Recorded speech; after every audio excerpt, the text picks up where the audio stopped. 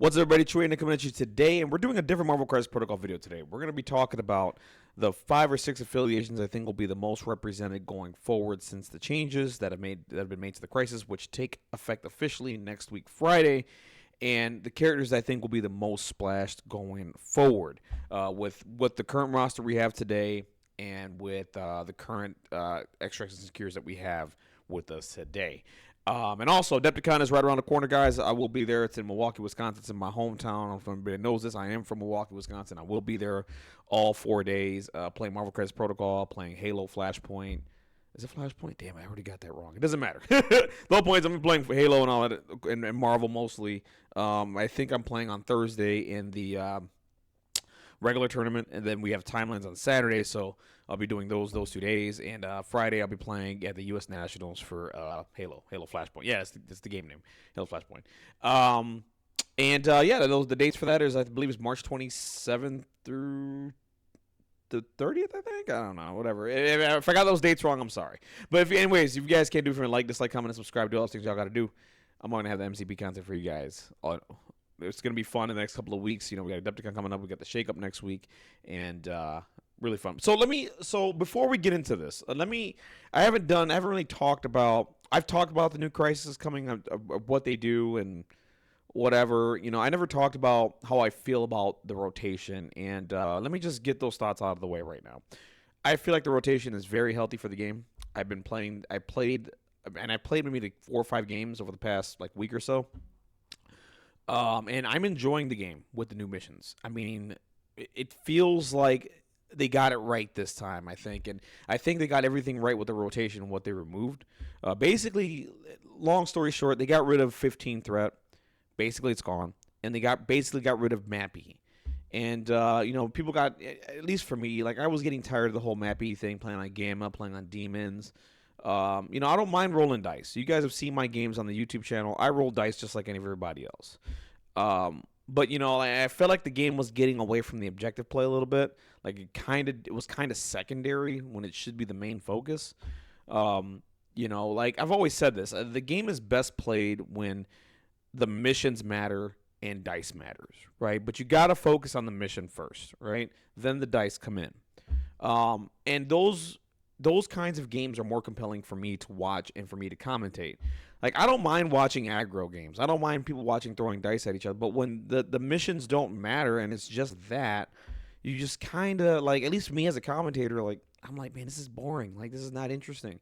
I mean, when I watched the finals 2 years ago at LVL, and I talk about this a lot, but I watched that game and it was just whatever. It was just dice being thrown and whatever, I mean, there was some exciting things at the end with Cosmic Ghost Rider, like, moving within range 4 or whatever, doing an attack. That was pretty cool. But outside of that, it wasn't like too compelling, right? So with that being said, I think overall changes, healthy. The new secures and extracts feel fun to play. There's a lot of interesting things with them in the game that they're doing. Really cool stuff. And I'm excited for the game going forward. And AMG, if you're saying you're going to be doing this yearly with the rotations, please keep that up. That keeps the game fresh. I would really appreciate that versus over every 2 years. So, those are my thoughts overall. I mean, I'm not going to get into a 30-minute video ranting or talking about it. That's it. I enjoy it. It's good, healthy, and the game is back to where I think it should be. So, all right. Now let's get into the purpose of this video. So, the purpose of this video is because of the Crisis change, these are kind of the affiliations I have my eye on going forward. I think these affiliations will probably be the strongest in the game. This isn't trying to go in any order what I think is the strongest or weakest or whatnot. This is just how I feel and what I think, just looking at the landscape and what we have in front of us. So let's talk about the first one. Apocalypse got a buff, right? Basically what I mean by that is with the Crisis change, with everything not being so Mappy-centric, and fighting and all that, they can play a little bit of more of a spread out, like mid-range game now. And, I play Apocalypse a lot, and the teams that I struggled against the most was Asgard and Red Skull Cabal. And those teams are really good and really efficient at killing, especially on Map E. They had an issue with that, and it forced me to splash Black Order at that point in time because I needed them to deal with that. Nowadays, you don't have to do that. I do have a list cooking right now that I don't want to show yet. where I think Apocalypse, what you should be doing with him going forward. But all that being said, I think he's one of the best teams probably in the game. And that's really fun because the list is, playing Apocalypse is fun. Playing with the Horsemen and their unique abilities is an absolute blast, and mix and matching them with other characters and watching them do like other things outside of what they have on their kit is really interesting. And I'm excited for that. So I think they're in a really good spot. I do think they're going to be weak against the Hulks. I've talked about this, I think, on the Danger Room podcast. I think the Hulks, anything that could displace size 4 efficiently, they're going to have a hard time with that team. But outside of that, they should be doing well into everything else. So that's really cool. Steve Vengers. And I'm talking about Steve 1. I swear to you, every time there's a shakeup, and I shit you not, Steve 1 always emerges like at the top of the list. Every time I remember last time, just play Steve 1 with Electro and all sorts of crazy stuff, and it was like, damn it, man, like his leadership is so good. First of all, is it something that needs to be addressed later on? Probably. I think what they did with Xavier, with the refund of 1 versus paying for 1 less. I think they should go that route instead of this route, which is just -1 for 2 superpowers. I don't think he's broken or anything. It's just like the Avengers have a really deep list. They have Hulk. They have the 6th Earth Hulk, who's freaking busted. And they have a huge list, and doing superpowers for 1 less is really, really good. And Steve's bodyguard is absolutely fantastic. And they have really good tactics cards, too. They have Avengers Assemble. I think that new card, Second Wind, I think. No. I can't remember what it is. It's a Steve card that heals. It doesn't matter. It is what it is. They're in a great spot. Let's just put it like this. I think they're one of the, if not the best team probably in the game right now. And maybe that'll change when the game evolves, right? Like, because what I've noticed is, like, at the beginning of these shifts, like, Steve just jumps, and then, like, as the game evolves, it just kind of goes back down to normal. But with how everything is, like, I think they're going to be good for a really long time. So that's cool. Black Bolt, the Inhumans. I really think Black Bolt 1 and his leadership is absolutely really good. It's basically advanced R&D. You're just passing power along to a whole bunch of characters, and they could do some really cool and unique things. Turn 1, turn 2. They are getting a tactics card. They are getting more tactics cards with the releases in March. I think that's going to help them out a lot. I think Karnak is really freaking good. Probably one of the scariest 3 threats in the game right now. Really good character. Gorgon, I think, is slept on too. He's a really good character. Medusa's getting a leadership as well. So I think Inhumans are going to be in a really good spot. And you can just splash like some really crazy. You can splash a whole bunch of characters in that affiliation because it's so flexible, right? You can just pass the power over to, I don't know, Zemo and have him charge, or pass the power to Beta Ray Bill and have him do a turn 1 size 4 throw, right? Like you could do things like that turn 1. It's really, really fantastic. So I think they're in a good spot right now. I think they're going to be heavily represented. I think they're going to be really good. Midnight Suns, and this is only because, how can I explain? They're playing a Hulk, right? And they're always playing a Mortal Hulk, and Blade's leadership is always really good. And a Mortal Hulk can do some crazy things, turn on with One Below All, and then the Hop, and then Siege of Darkness, and he's a Hulk, right? And as long as they have one, they're going to be really good. They got a glow up too with some releases that came out in November, I believe, of last year. So they have some really good characters like Mummy. I think Frankenstein's pretty good. I haven't played him in the list. I know I've heard some mixed reviews with that. But still, they're in a good spot. I'm happy for it because Midnight Suns haven't really. They're there, right? They've always been on the doorstep. I think now people are going to be really successful with them going forward just because of the changes to the secures and extracts, and they have an Immortal Hulk, so it is what it is. Asgard. I still think Asgard will be really good. Will they be top of the meta? I don't know. But I will say this, I did try out Jane's leadership a couple of times already. I love it. I think it's really good. I think they have a really good game plan into the size 4 characters. Let's just go through it. I know Thor 2's been nerfed, right? But Thor 1 is still sticking around. Now, I have mixed reviews about Thor 1, but with Jane's leadership, Thor 1 is pretty damn good. Jane's leadership gives him a reroll within range 2. So that helps him out with a little bit of the consistency that he can have, and he also deals with size 4s. You're going to be playing one of the best characters in the game, which is Beta Ray Bill. He's an Asgard affiliated model. That's another character. So you're thinking, and also Jane can deal with size 4s on her builder. I forgot to mention that. So both Thor 1 and Jane, can deal with size 4s on the builder. Thor has a superpower that can throw size 4s, and so does Bill. Bill has a throw. He has 2 throws that can deal with size 4s, basically. So with the spender and then with the superpower.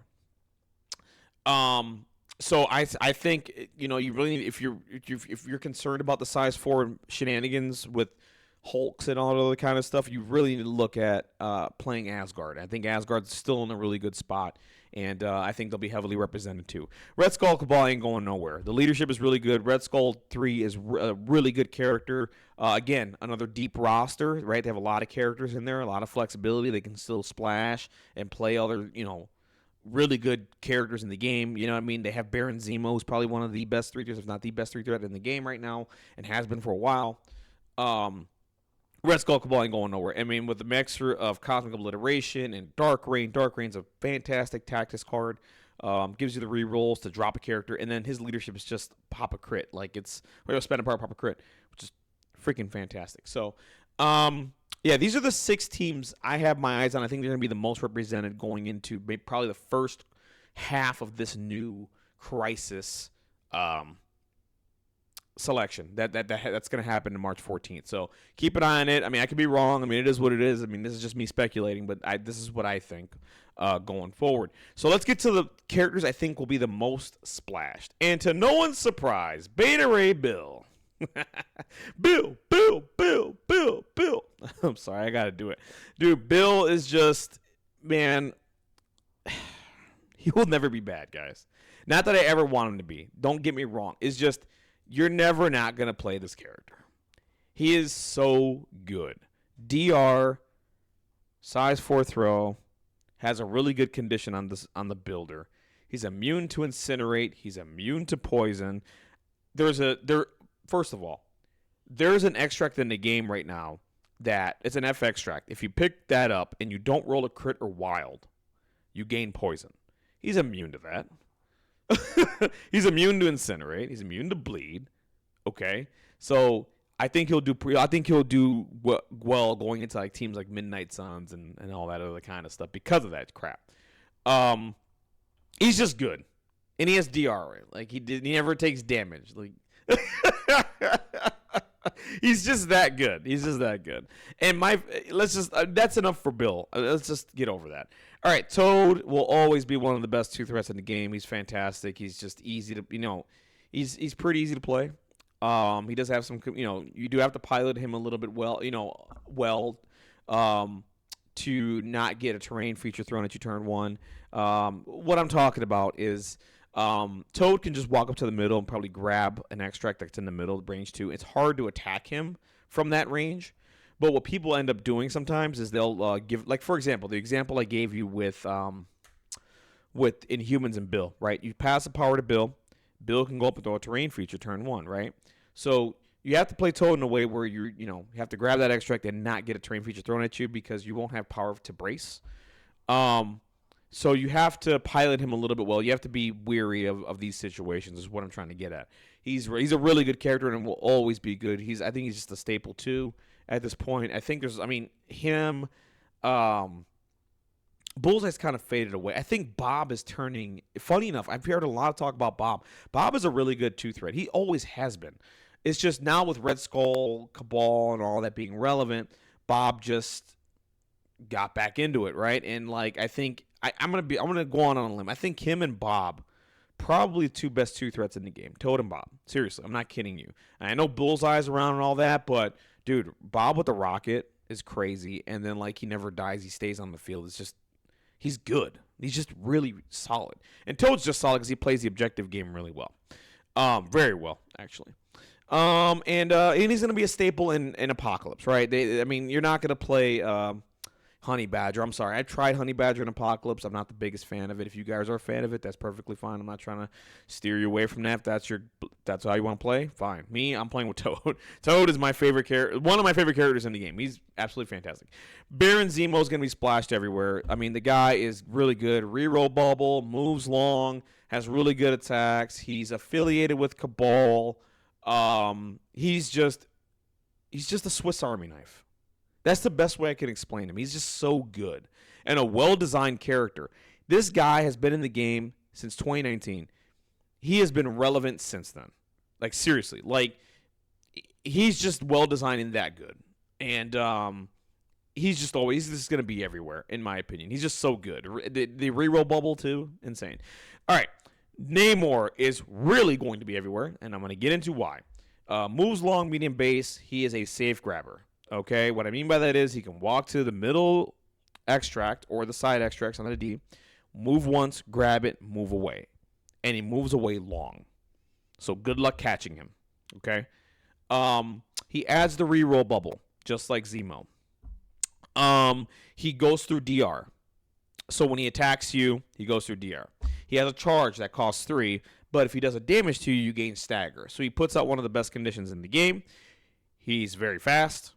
He can pick up extracts objectives safely, and he can. Oh, you know what? We're gonna add another team here. I'm sorry. So that these are the 4 characters I think will be splashed the most. I was trying to think of a 5, but the 5th one is like Hulk.